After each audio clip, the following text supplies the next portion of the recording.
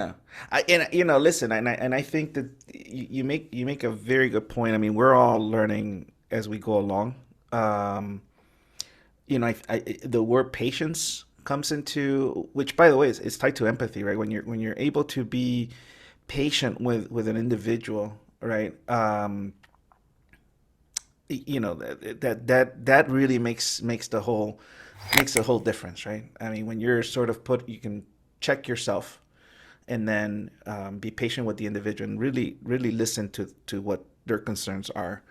um, as a learning and development professionals, you play a big role in that. I mean, you play a role in helping people process some of this stuff. I know that I've had as much as I try at times, this is especially true for my leadership classes. When I'm working with new leaders and new managers, as much as I try to tell them, look, we're going to cover some material here, but you also got to give them the opportunity to vent a little bit, right? And I always saw myself, and maybe it was my background in the ministry, where as a minister, you're there to sort of listen to the individual, right, and walk alongside, and you gotta, as a learning professional, you are in a great position because it's almost like a safe space, right? You can vent, and I tell them, I tell my leaders, I said, look, if you need to vent and yell and scream, call me or text me or come into my office and let's do it here. Get it out of your system. Safe environment, Don't sure. do it, don't do it with your boss, or don't do it with the people that you lead, and don't do it with, certainly don't do it with the customer. Come and talk to me, and I'll be here. It's a safe space.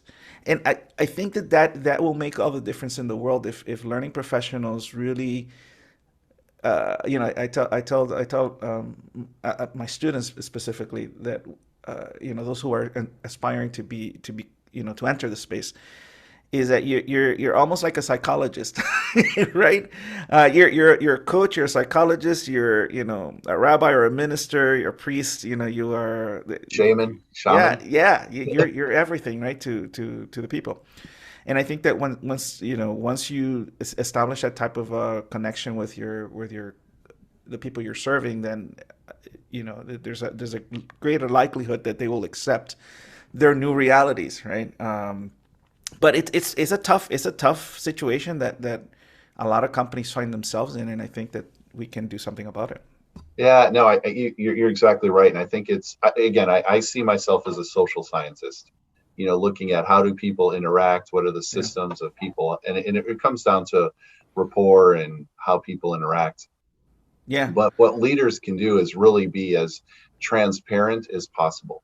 yeah, Let's not, if they want the workers in, the employees to come in once a week or whatever it may be upfront. yeah, Let's not let's not hide things. You've got to be as upfront and listen and hear their concerns.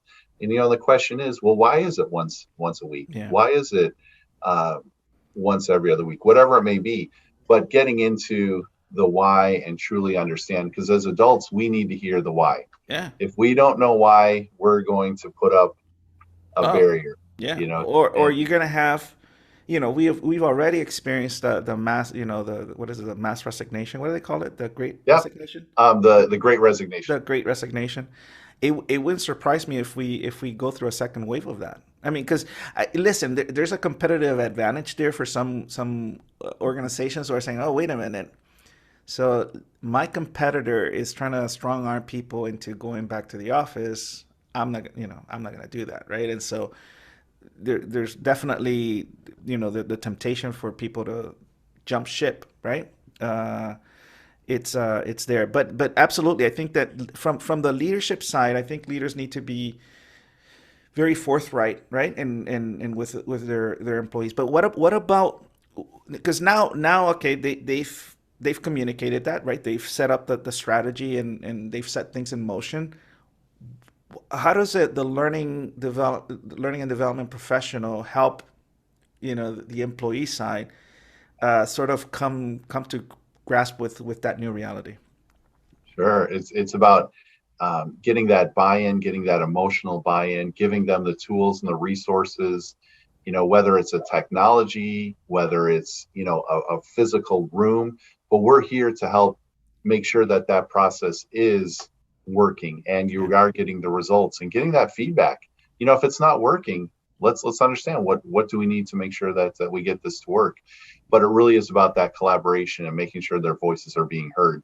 And that the other thing too is that during this time, we need to make sure that you shouldn't be suffering in silence, Yeah. and Yeah. holding things in, and just, oh, is this really going to do any good? I'm not going to say anything. No, it's being able to give people the tools and the ability to articulate their thoughts to say, I have some concerns. I Yeah. have some concerns with this, and being able to approach somebody, their leader, being able to approach, the executives, whomever it may be, but in a very professional, polished manner, Yeah. as opposed to getting your emotions take over you, or you just come out and you go into your story of, you don't care about the employees. Yeah. Yeah. Well, Yeah. Yeah. there, Well, yeah. I mean, listen. At the end of the day, what happens is these problems arise from self-centeredness, right? I mean, we all want to be the center of attention, and as long as we have both sides, right, have that mentality, then there's not gonna be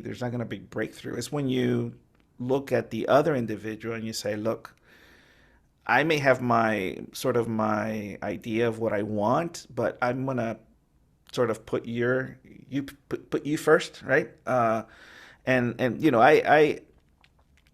it was tough at the beginning, when we went into lockdown, because the people that you saw in your team on a daily basis, that was gone like abruptly, right? I mean, I remember going into the office on a Monday, and by Tuesday, I mean, they sent everybody home, right? And so right. then all of a sudden, here 2.5 years, go by, or 2 years go by, and you haven't seen your team face to face, like flesh and bone, right? I mean, it's all through technology.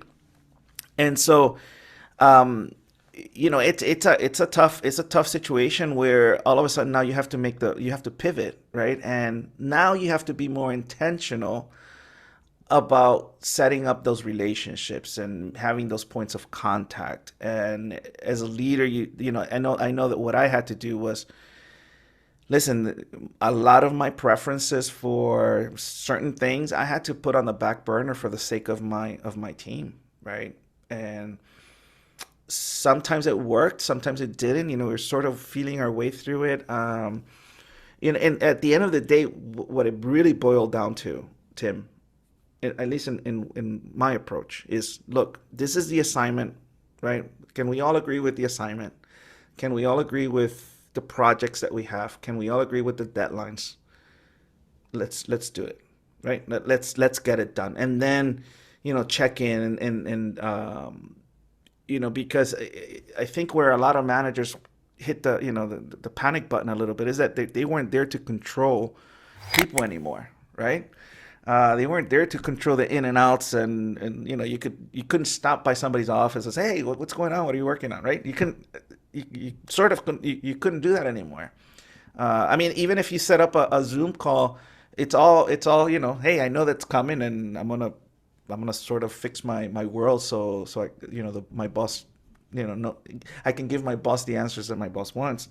But it was that lack of control that I think freaked a lot of people out. No, yeah, and you're onto something there. Well, that comes down to uh, leaders can't know everything, and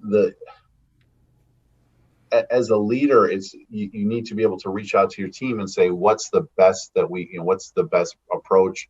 What can we try here? And not always give the answers, Mm. because the days of micromanagement, those are so long gone. I mean, Yeah. that you can't. And And some by leaders the way, cannot come to grasp with that. I mean, they're no, gone. and that's the thing is that well, what's going to happen too is you'll have your employees will say, look, I'm not going to work for a leader like this. Yeah. What I'm seeing too is that, getting to your point where you're saying, one day we're at the office and we're not at the office, and we don't see people for 2 years. The thing that I just absolutely love about this is that when you finally do see somebody, you can be on a Yeah. Microsoft Teams meeting or Zoom meeting every day with them. But when you finally see them face to face, Yeah. it is like Yeah. awesome to see them. It's like this. It's incredible. And Yeah. then there's that awkwardness of, do I Right. fist bump? Do I elbow? Can we hug? Down here in South Miami, I've never been kissed so much, Yeah. until 2 years ago, of The course. Latino And community, it's that man. one. Yeah.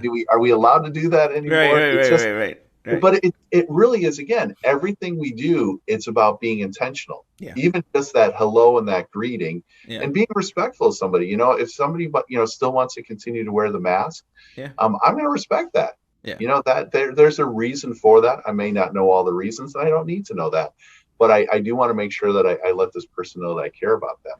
And so yeah, I love it. It's Yeah. such a dynamic time. If anything, if we, I think that if we're cognizant of everything that's going on, it could generate a new generation of better leaders. I think, Absolutely. but then again, I'm an optimist, right? And so, I think that there's a lot of stuff that has come to the surface, right? I mean, productivity, right? And so, the workforce sort of communicated, hey, we can get the job done. Doesn't matter whether we're in the office or not. Now, there's exceptions to all of that, right? I mean, some people couldn't. I mean, some people need the structure, and Mhm. some people had difficulties being at home. With like I was telling Tim earlier. For those of you who are listening, if you hear a loud drilling, there's construction going on, so that you can't control that, right? We Right. can't control um, the environment around us. So, but people by and large proved that they could do it, right? Um, but other stuff came into the surface. The whole mental health awareness, the whole idea of people feeling loneliness, right? The whole idea of people not feeling connected anymore. So in one way, the pandemic showed that we could get the job done, but in other ways, it really revealed other issues. I mean, The whole person. yeah, we saw stats of substance abuse and spousal abuse, and I mean those things really came to the Overeating. overeating. Yeah. Yeah, yeah. I'm sort of guilty of that. Nah, you Uh, look great. You no, look no, thanks, man. But I think that as learning and development professionals, we sort of have to understand the whole, sort of the whole dynamic of what's going on, and walk alongside people. I mean, I hate to Yeah. keep coming back to that, but it is a journey, and our jobs is to help people sort of understand who they are and what their strengths and weaknesses are, and how we can help them develop and line them up with the goals of the organization. And along those lines, because we are doing this ourselves. We're feeling this. The loneliness, the Yeah. overeating, or over exercising, whatever it may be. We're feeling this, so we can truly empathize with people and say, I know what you're feeling. Yeah. What are some things you need, and being able to engage in that dialogue.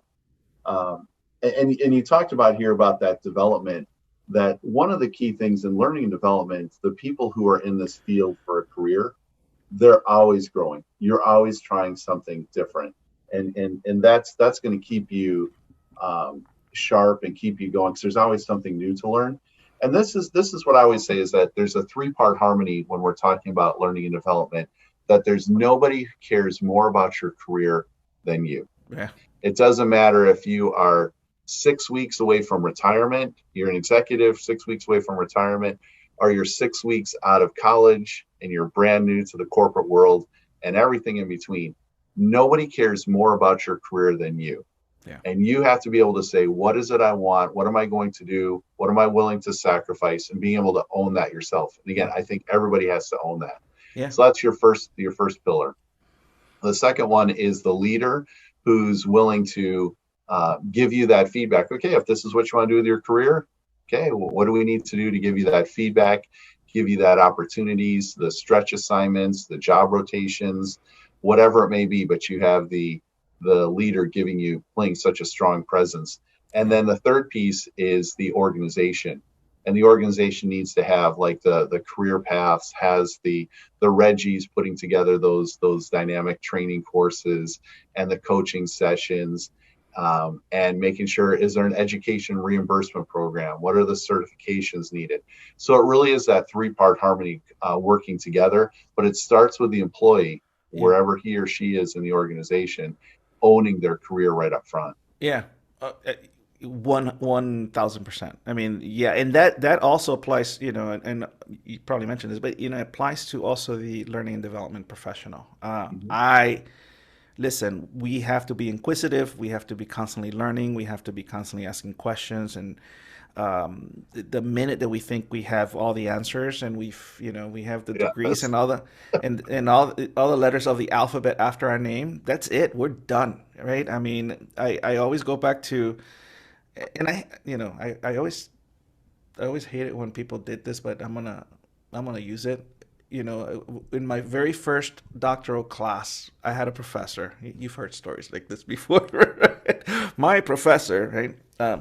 Look to your right and look to your left. No, I'm not gonna use that one. But my very first doctoral class, the professor came to the lectern and he said, "Hey, congratulations! You're here. You were accepted, and you're embarking in a new journey. I have good news and bad news for you."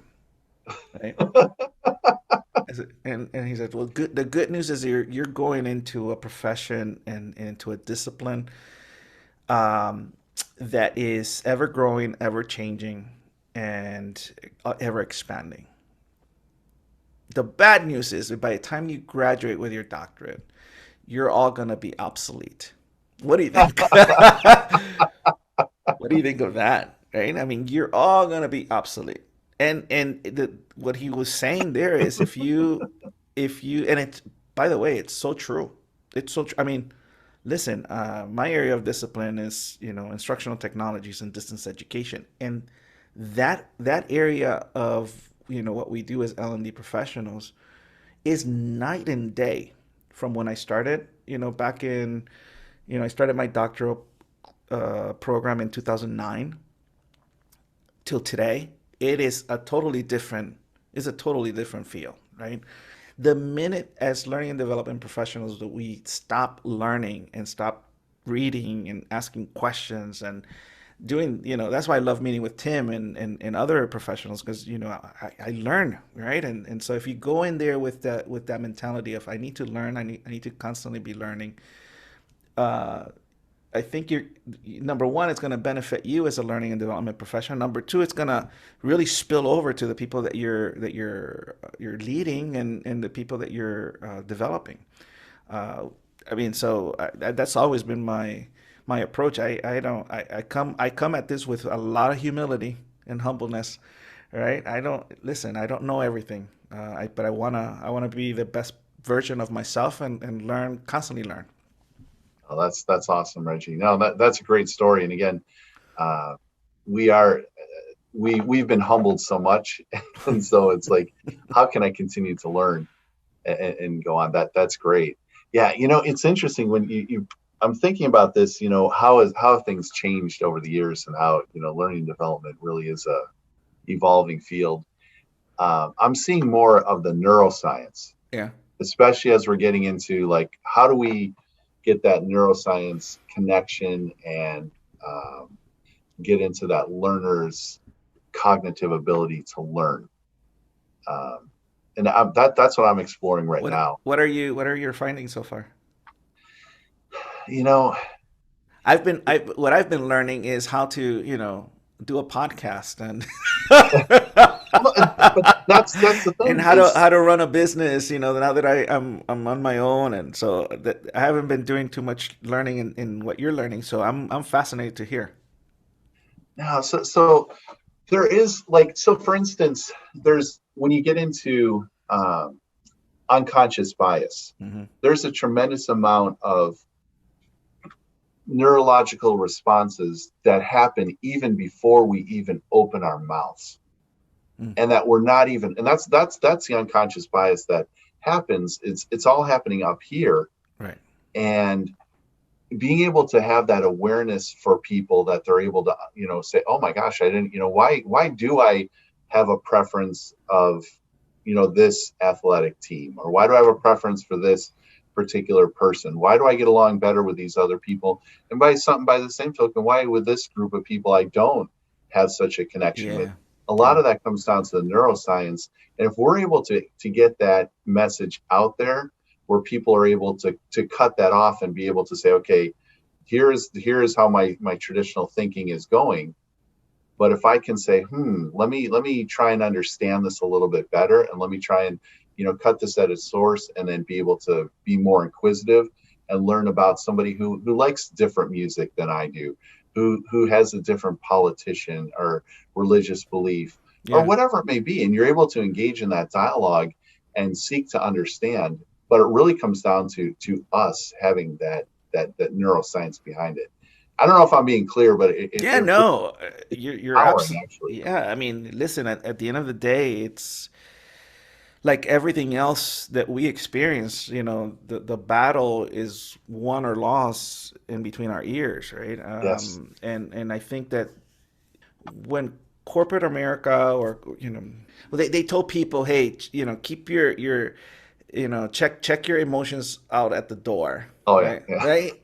That was sort of the philosophy. Stiff I up. I remember. Listen, I went through an experience one time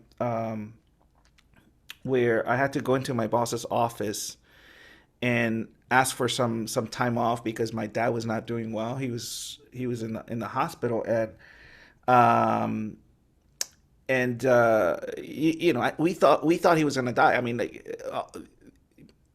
my parents are up in Cleveland. I'm in South Florida. We thought for sure. I mean, the doctors were telling us, rush up here. And I remember sort of breaking down in my boss's office, and he didn't know what to do. He didn't know what to do with it. And so sternly, he told me, "Hey, stiff upper lip, right? Like, don't show any, don't show any." wow. Yeah, no, these were verbatim. He says, "Hey, Reggie, stiff upper lip, right?" And so I sort of, it shocked me that, oh yeah, I get it. I cannot be an emotional person, right? And so there was for a long time that was a mentality. Hey, keep your emotions check them out the door, and when you're here, it's all business. It doesn't work that way, right? It doesn't work that way. Well, and here's the thing: is if you don't talk it out, you'll act it out. Yeah, That's what's gonna, and that gets into the neuroscience behind our behaviors too. Is that if you have something nagging and bothering you, it you're gonna lash out. And the classic example of, husbands and wives are not arguing about the toothpaste off. I mean, the cap off the toothpaste. There's something larger going on, and that yeah, just is your manifestation of it. The same thing happens in the workplace when all of a sudden it's like, this report is not what I'm not to my liking, or what have you. You hear a boss say that. yeah, Well, there could be many other factors that lead up to that, and that outburst that happens, or that, whatever it may be. But again, if you don't talk it out, you'll act it out, and many times we'll act it out emotionally and not be as influential as we really could be. yeah, yeah. And so, listen, I think that I'm gonna do a little bit more reading in that area, because I think it's fascinating. I mean, I think that it's this whole pandemic changed the world forever, changed the workplace forever, and I think that we need to be a little bit more holistic in our approach to leadership and management and learning and development, which comes, I think, circling back is, we're in a great profession that sort of we need to sort of stay on top of all of this, right? And really make it our point to learn and keep learning. And I think that as we go, just humbly, I believe that as we go, so will management, and so will the. I mean, I think we have we could have great influence up on the organization if we go about it the right way. Absolutely. No, you're so true, because we can really be that change agent. People haven't figured it out. And Yeah. so if we can be that business partner, be influential, and be the change agent, we can really help drive our organizations and our communities and our society as a whole to a much better and positive environment.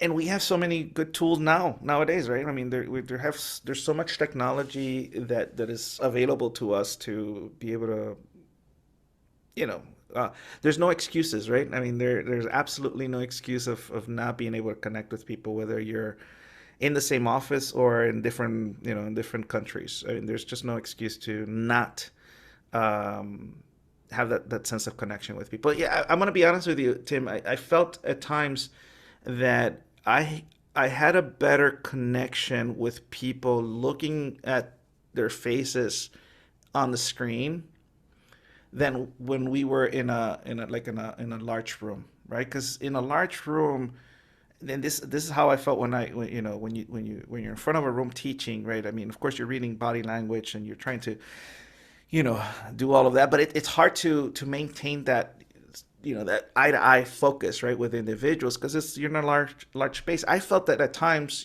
being able to look at an individual like I'm looking at you right now, I have no other distractions around me, right? At least if the camera's on, right? If the camera's off, then you could be playing Nintendo, right, or doing something else, or checking your email. But if you're here, so I felt, in a lot of ways, I felt a greater sense of connection. Of course, you want to see people face to face and be able to share, a cup of coffee together. But you know, um, I don't know about you, but I felt that. I felt that in a lot of It is ways. different. There's a tremendous amount of equity, and that's what you're talking about when you're doing this remote learning. Because you can say, does anyone have a question or a comment?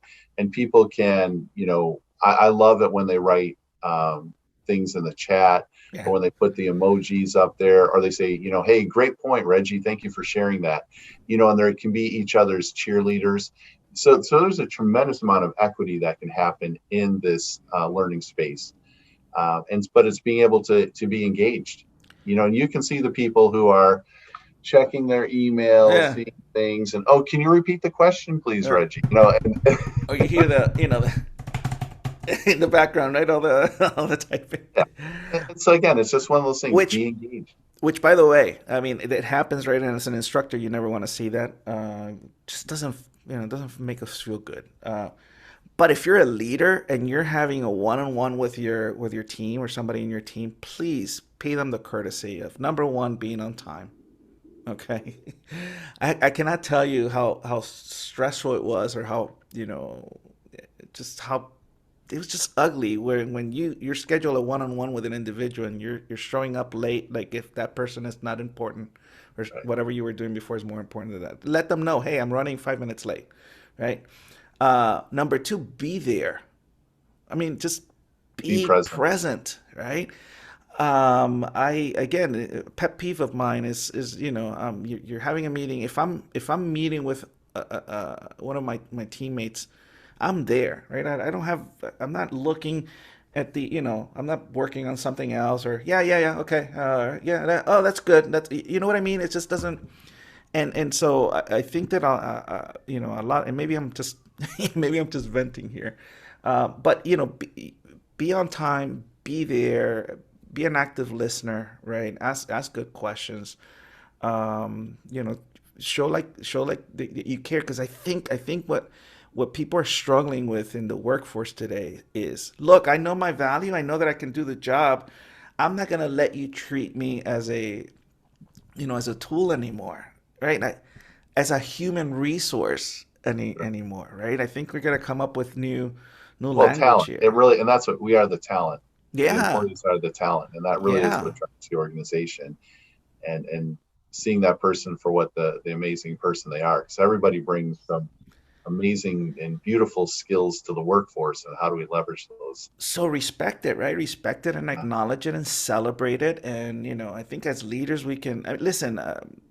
People will be happier whether they're in the office or still working remotely if we're there, if we listen, if we acknowledge them, if we celebrate them. I don't know. It's just my no, I like just the that. way I I think. like that. And another thing that I like to say along those lines too is that a great litmus test. You have two of these and one of these, so you really should be listening twice as much. Yeah. And when you're in a one-on-one coaching session, look at who is doing most of the talking. It should be your employee, because you're asking them probing questions, you're seeking to understand, and that's part of being present by looking at how can I make sure I'm listening to them. And that's hard. It's That's super hard. It's super hard. And again, if again we get too busy, we're all busy, and so I think that, but that's part of being sort of developing your leadership skills, and you work at it, right? You don't beat yourself up, and I'm not doing this enough, or because I think that if we come across it as I'm checking the boxes, then it's not real, and people are gonna read through that. it's funny because it's about being comfortable with being uncomfortable.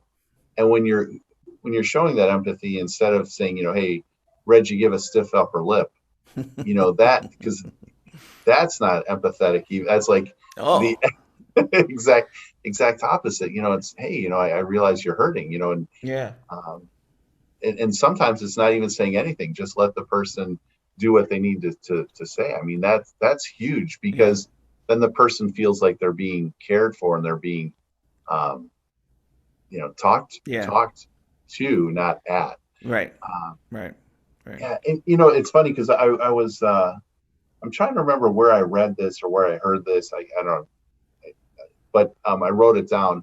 A great question when you're having your one-on-ones, because I'm sure we all have different types of questions and go-tos, but I'm going to start adding this as my go-to question too, is what should we be talking about, but we're not? Yeah, yeah, Because a lot of times we can, I've had conversations with people where we've spoken for like an hour, yeah. but haven't danced around the real elephant in the room and haven't even talked about it. And sometimes it's even just saying, what should we be talking about, but we're not. Yeah. And Oh, understanding, why are we not. I mean, can you imagine I mean, I bet you it's going to be awkward the first couple of times, right? Because, they're gonna, what do you mean? I think that the question that you're asking there, I think could open up a whole spectrum of new possibilities and connection with your people if you say, hey, what should we be talking about here? Because then there's no agenda on your part as a leader. Listen, this has been great. We went a little over, but I wanna ask you to. I mean, so let's focus on the L&D professional, the L&D ninjas out there, or aspiring L&D ninjas. Give them a few words of, we've given them a lot. You've given them a lot of good nuggets here, but probably some parting words of wisdom from Absolutely. Sensei Uh, Tim. well, I actually had this, one of my leaders, he called me Triple T. I Triple said, T. what's this? Oh, you're Tim the trainer, or Tim the teacher, whatever you are, but Triple T. And so that kind of stuck for a while there. All So right, Triple T. Go yeah. go at it. So I would say that if those of you who want to go into the learning and development profession, it's an amazing profession. You make an impact, you make a difference, and you will be the person who helps really make your organization the culture that it is. Yeah. You do make a difference. Yeah. Hey, listen, you're absolutely right. I think it's again, I'm biased. I think it's the best profession in the world. Thank you so much, Tim, for Oh, joining thank you, me. Reggie, for this opportunity. And thank you to Thank you, all of everyone. you. Oh no, we got to do it again, okay? We definitely have to do this again. Anytime, brother. And thank you to all of you who've tuned in. We're so excited. Hopefully, you gained something from this hour. And listen, it's all about again, develop people, come alongside people, and I think at the end of the day, it'll make you feel better. It'll make everybody around you better. And so, thank you so much for joining us. See you next time.